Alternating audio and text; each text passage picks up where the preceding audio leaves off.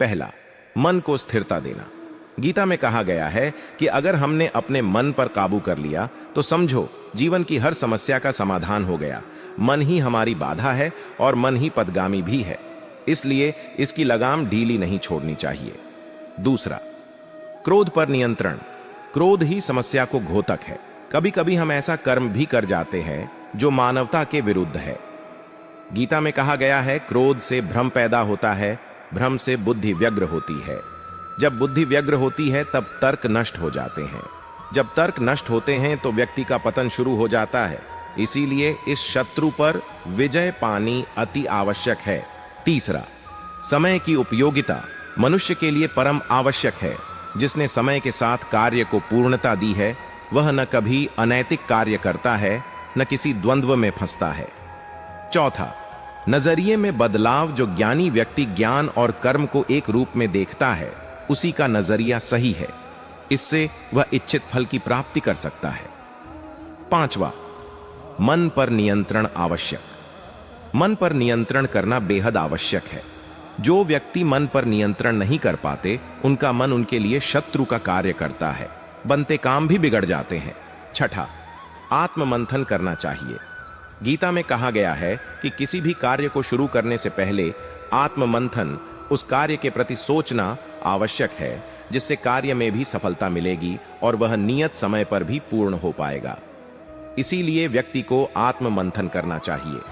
आत्मज्ञान की तलवार से व्यक्ति अपने अंदर के अज्ञान को काट सकता है, जिससे उत्कर्ष की ओर व्यक्ति प्राप्त होता है।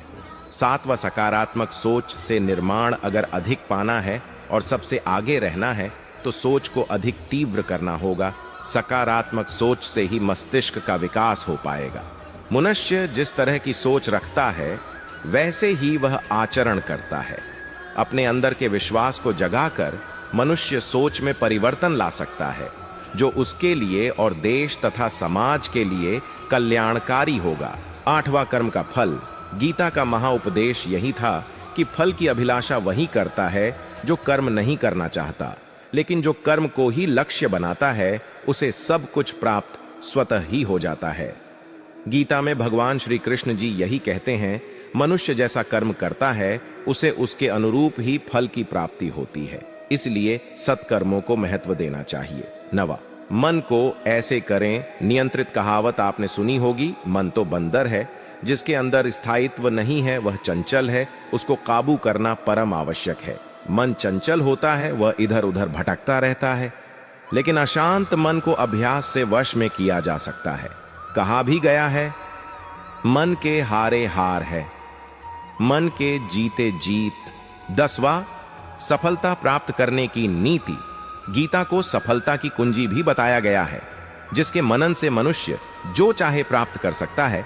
यदि वह विश्वास के साथ इच्छित वस्तु पर लगातार चिंतन करे तो उसे सफलता प्राप्त होती है।